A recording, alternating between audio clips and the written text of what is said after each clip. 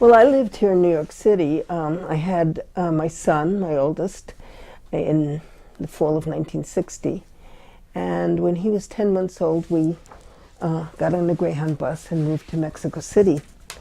It was hard to be a single mother here in New York in the 60s or 50s. There were no social services, and so and I hardly got any time with him because I worked to support us and so forth. So we went to Mexico City, and it wasn't long after I got there that I began frequenting Philip Lamantia's apartment. Philip Lamantia, as you know, was a beat poet who had moved to Mexico City and was living there at the time with his then wife, Lucille. He had an apartment in the center of the city, and it became a kind of salon where we, poets from North America, South America, Peru, Chile, Argentina, Nicaragua, I remember. Ernesto Cardenal was one of the poets who would come around, and a number of Mexican poets, of course.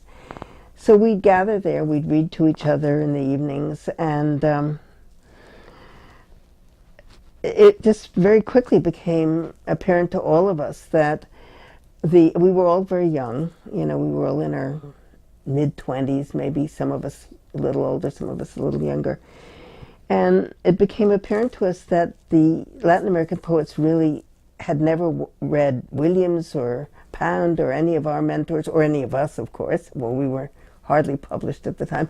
And the same was true in reverse. We hadn't read Vallejo or Neruda or any of the great Latin American poets. And language was a problem. I spoke Spanish, más o menos, and some of the poets spoke English, but rudimentary. It wasn't the kind of language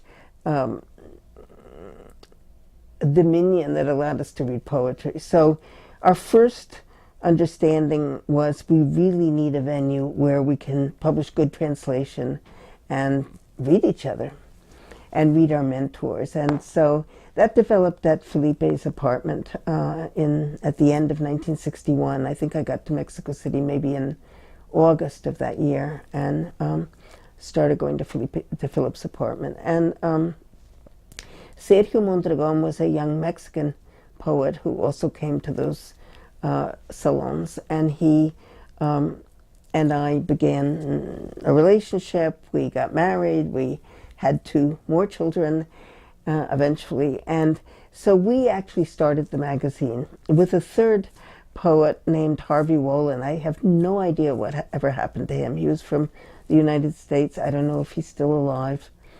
And so we were these 2 young kids, really, who just, I think what motivated us was we thought we could do anything. We walked the streets of Mexico City. We asked people for work. We asked people for money. I can remember we went to visit the minister of what would be our Secretary of State, Jose Gorostiza, who was a great Mexican poet, and asked him for a poem. He said no, he didn't have anything to give us, but he gave us 1,000 pesos, which in those years would be, I don't know, maybe like saying $100 today. That was huge for us. And so that was sort of how we produced our first issue. And our first issue came out in January of 1962. And we never missed a 3-month period until the end of the magazine, 31 issues later. So it's sort of the genesis of it. I mean, we did amazing things to raise money. I remember we had a poetry reading where 6 poets read, among them Ernesto Cardenal, and we raised $6. But, we did things, and we found a small print shop that would print the magazine, and we just never thought that we were ever going to be forced to stop. We thought this would go on forever, and we would get better and better, and we envisioned issues that would be 300 pages, and we envisioned going all over the world, which in some ways we did. We eventually had collaborations from many countries, and then we published books, of course, like this book, and so that's how it all started. But we did attract amazing people. I'm pretty sure that I'm right in saying that we published Ernesto Cardenal for the first time in English and Allen Ginsberg for the first time in Spanish. And the Hermann Hesse poem that you mentioned is a really interesting, I imagine it as an interesting story because, I mean, we couldn't have imagined that Hermann Hesse would send us a poem. And a couple of years ago when I was writing a sort of a little essay about El Corno for somebody or something, and I compared the date that he sent us that poem to the date of his death, I realized it must have been the last poem he sent out before he died, because he died 2 weeks after sending us this poem. And he sent us the poem because he loved the magazine. And that's very moving to me still to this day, you know. And so we had eventually many more submissions than we could afford to take. And we prided ourselves in, one of the things that we wanted to do was not belong to a particular group or academy or school of poetry. We published Catholic priests and communists and guerrilla poets and people from the academy and beat poets and Black Mountain poets and, you know, people from all over. And then there were movements in other countries. For example, in Calcutta, there was a movement that called itself the Hungryalists. They were very influenced by the Beats. And in Venezuela, there was El Techo de la Ballena, with the whale's head, or the roof of the whale, I guess you would translate it. And then the Nadaístas in Colombia and so forth and so on. And then an interesting thing that happened that I think broadened that network was that we would send 5 or 6 copies of an issue to a particular country, maybe to a bookstore that we'd heard about, or to a poet. And somebody would write us, some young poet would write us from that country, and we would say immediately, do you want to be our representative? And being our representative meant, you know, pushing the magazine, telling us how much a relatively poor poet would have to spend on a copy of a literary magazine, and that's what we charged in that country. If you look at the back of some of the issues where the prices don't match. You know, what we charged in Colombia was not the equivalent of what we charged in the United States or in Venezuela or Finland. It was what we had been told a poor poet could afford in that country. So, and we made some mistakes too. I made one mistake that has haunted me for years, which is that a poet named Cassius Clay, who I had never heard of, sent us something like 15 haiku against the Vietnam War. And I didn't particularly care for them, and I rejected them. And, you know, that was a bad mistake. But, you know, we also published many things by people, they were wonderful. And I look back, I reread the issues, and I don't think everything we published was fantastic, you know, but I'm pretty proud of the risks we took and the people we published. I'll just say that's amazing. Muhammad Ali was reading you. That's amazing. It is, yeah. And it's you wrote poetry. yeah. You wrote poetry for sure. Oh my God, this is wild. Poetry. Yeah. So maybe we should, we could just Published 31 issues of the magazine, and I think we published a couple of dozen books, maybe 21 to 24.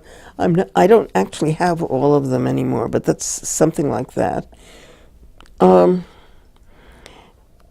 I knew Jerry in New York before I went to Mexico. We were friends, so, you know, there was that connection. And Jerry and Diane came to see us in Mexico City. He may have brought these poems down. He may have sent them to us. We published him also in the magazine, of course. So I'm sure he remembers more about that than I do. But when I was, when you contacted me that you were going to do this little video, I got the book out and I started reading it. And Gorky was absolutely one of my favorite artists. And I lived among the expressionists, the abstract expressionists in New York for 4 years before coming to Mexico. I never knew him. I mean, he died before I got to New York. But a very, very close friend of mine was Milton Resnick, who was also an abstract expressionist painter. And I didn't remember this, but I noticed here that that was sort of the connection, some of the connective tissue that Jerome writes, that it was Resnick who put him onto Gorky's work. And so, you know, I assume that he either brought or sent us the poems, and I would have read them first because I would read the English first and Sergio would read the Spanish first. And, you know, I know that I do remember the feeling of excitement when, and knowing that this had to be a book, that it couldn't be just sort of lost in the pages of the magazine. And then we were great plagiarizers in those years. We had absolutely no idea that there was such a thing as copyright, and, you know, if you wanted to use some beautiful image like this, you were supposed to ask the estate or whoever or the museum. We just used anything we felt like, and I guess we were lucky that nobody ever sued us. But so, you know, we got this is just a detail of one of his paintings, and but I loved reading in these acknowledgments that Milton was connected with us somehow, and Gorky, and then Jerome, and then us, and because it revives for me that sense of incredible creative power that we all felt back then. You know, we thought we were changing the world with poetry, and we would bring peace, and we would bring harmony, and we were idiots, but, you know, we were delightful idiots. So, but I just love seeing those names and realizing that these poems, which are so powerful in and of themselves, also sort of represented that coming together of artists and, you know, graphic artists, visual artists, and poets, and in 1968 in Mexico was the Mexican student movement. In 1968, all over the world was sort of a time of upheaval in Paris and New York, Columbia University, so forth and so on, and in other countries. And in Mexico, there was a student movement that started out for student autonomy and so forth. But quickly, what differentiated it from these other movements in Paris and in New York was that it was quickly joined by farmers and workers' unions. So it became very fast, very, very powerful. A student was killed in a demonstration in July of that year, 68. And that sort of made things more critical. And then the other thing that differentiated Mexico was that the Olympics, the Summer Olympics, were going to take place on the 12th of October, 10th or 12th of October of that year. And people were canceling, you know, they had invested huge sums of money in all these sports installations and new hotels and so forth. People were canceling because by that time the movement had really grown tremendously, and many more students had been killed, and there was a lot of violence. And I was involved in that movement, and so was Sergio. We were no longer together as a couple, but we were both still editing the magazine. No, we weren't editing the magazine at that point. Robert Cohen was editing the magazine with me. Sergio had withdrawn from the magazine a couple of issues before. But, you know, we were both involved in the movement, and so the government really had to do something to put an end to our movement. And what they chose to do was a massacre on the 2nd of October, which was probably my most, it was the moment in my life so far in my 80 years that really shook me the most, because it taught me what an authoritarian government is willing to do to get its way, you know. And 1,000 people were killed that day. It was a massacre that lasted for 5 hours. We staged a peaceful demonstration in a place called Tlatelolco, Plaza of Three Cultures. It was a sort of housing project with high-rise housing on one side and remnants of of an Aztec ruin, and then a colonial church. So those were the three cultures. And in the middle, there's sort of this large square. And there were thousands of people there, and all of a sudden, you know, the tanks came, the helicopters, and they shot into that crowd for 5 hours, and there was no place for people to escape.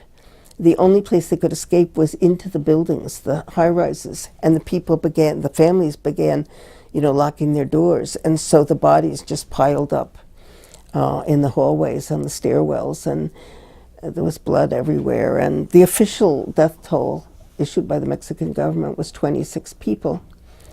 But, you know, later they confessed, well, maybe 300, maybe 300 and something. And it's kind of estimated that it was probably around 1,000. And of course that put an end to everything, and that put an end to the magazine. I had to go into hiding. I had 2 paramilitary operatives came to my house. I had just given birth to my 4th child. She was 3 months old.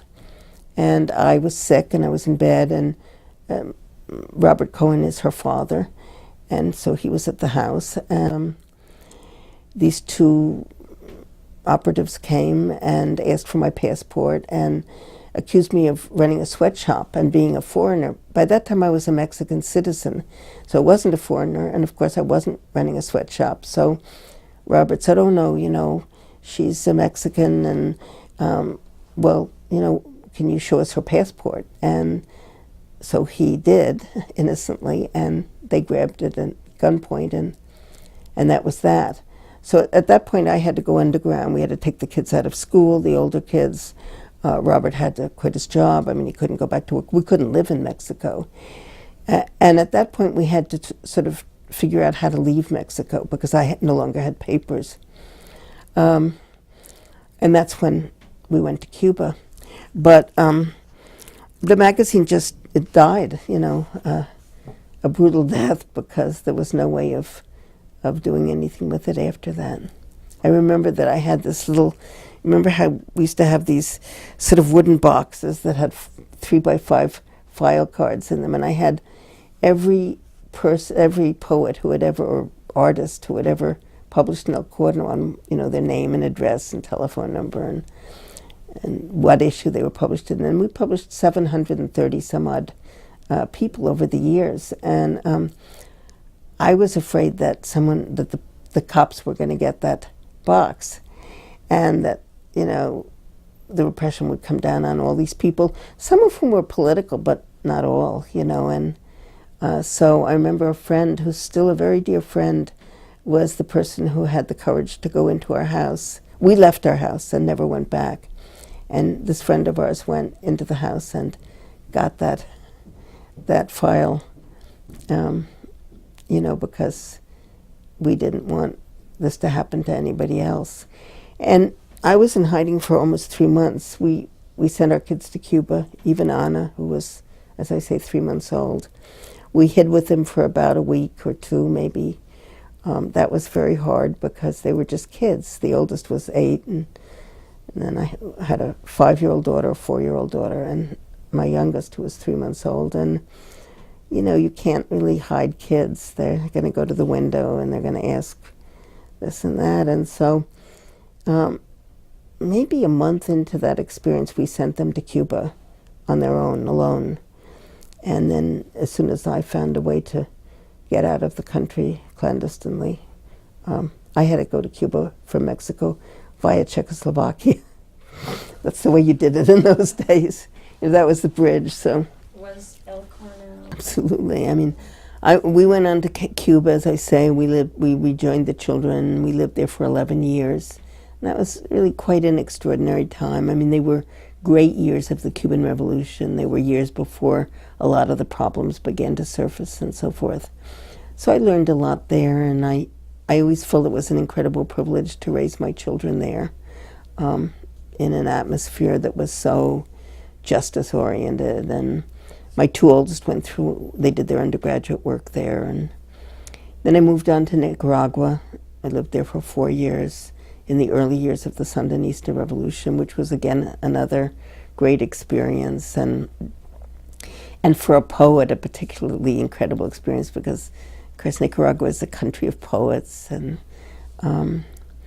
so that was very interesting in a different kind of way. And then I decided to come home, and I technically still had my Mexican citizenship. In those years, I had managed to get my passport back. It was pretty hard, but at a certain point, you know, all the people who were in prison, who had survived 1968, had survived prison, some of them had survived exile. They were all sort of coming back, and some of them were high officials in the government by this time. You know, all this time has passed, and I still didn't have my passport. So that's a whole other story that was kind of complicated. But I finally did get it back, and lived in Nicaragua, as I say, for 4 years, and then I really needed to come home. You know, I was getting older. I was almost 50. I was tired. My children were doing different things. And I think language drew me home. You know, it was really, I needed to come back to New Mexico, to the desert, to the images that fill my work and that are important to my own poetry. And I've never written poetry, my own poetry, in anything but English. And I just longed for that language. I mean, I functioned in Spanish. I speak Spanish with my children, but English was always my writing language, my creative language. And my parents were getting older, and so in 1984 I decided to come home, and I wanted to get my citizenship back, and my idea was to get a green card and, you know, do the whole process like anyone would have to do, and then eventually be here. You know, I didn't have the concept that they could keep me away from my own country, because I always thought of myself as a U.S. as American. I mean, even though those other countries gave me a lot and they live in me in some important ways, I just always thought that this is where I'm from. And it didn't turn out that way. I mean, I came back and I applied for the green card, and immediately, it took them about a year, they denied me what they call adjustment of status, and they accused me under McCarran-Walter, which is the 1952 Immigration and Nationality Act. The official wording of the denial was, your writing goes beyond the happiness of and well-being of the United States, something like that. It's a paraphrase, but you can get the real wording. And so they denied me, and I was just astonished. So they gave me 28 days to leave the country. That was, by that time it was early 1986. But the Center for Constitutional Rights here in New York City decided to defend me, and PEN America defended me, and, you know, Arthur Miller and Grace Paley and Norman Mailer and so forth did a countersuit on my behalf, and you know, it was a 5-year struggle, and I kept losing in each instance. I went to trial, and it was very interesting from the viewpoint of being a poet, because, for example, one of the questions that the government attorney asked me at my first trial in El Paso was, have you ever written a poem in defense of free enterprise? Presumably, if I could say yes, you know, that would be a point in my favor. And they used the magazine a lot against me. You know, they said, you know, you edited this magazine that published Marxists, and you know, all kinds of things like that. And I lost there, and then I lost in Washington, and then I finally won an appeal at a level that's called the Court of Immigration Appeals, also in Washington. And it was a tremendous surprise win. I don't think that my lawyers really expected it, and I didn't expect it, because they not only gave me my residency, but they gave me my citizenship back. And it was a good case because it set a precedent for many other cases. And I was very conscious the whole of those 5 years that I was privileged. You know, I had all of the support from writers and artists and all kinds of people. And there were hundreds of thousands of people who were kicked out of this country every day who have no legal representation, who have no support, who have no money. And so I felt that in a way I was fighting for a lot of people, and that felt good, even when it didn't feel good. So, and I'm not a person who believes in the category of political poetry. I hate that that phrase, you know, that I think everything is political and nothing is political, you know, and we should write about, I don't think as poets we have an obligation to take any side or do anything like that, but I do think that most of us as creative people are for life, and we're living in this atmosphere of death, really. And so each of us, whoever we are and in whatever work we do, there is sort of this need to figure out how we can contribute to resisting and maintaining language, maintaining truth, you know, rejecting the idea of alternate truths or fake this or. So I think that this is a period that's it's a tremendous lesson, and it's also a tremendous challenge, and it's not without hope, you know, because in some ways it moves us. And again, I don't think that everybody has to be on the barricades, and at my age I'm certainly not anymore, but in some ways we're all sort of moved to, maybe it's to preserve public education, or maybe it's to teach critical thinking, which has been erased in this country, or maybe it's to make community health centers so that, you know, just in some way to preserve life, to further life and push away this terrible shadow that we're all under. So I guess what I would say is that I feel really fortunate, because I feel, having lived in the places I lived and being involved in the struggles in which I was involved, I've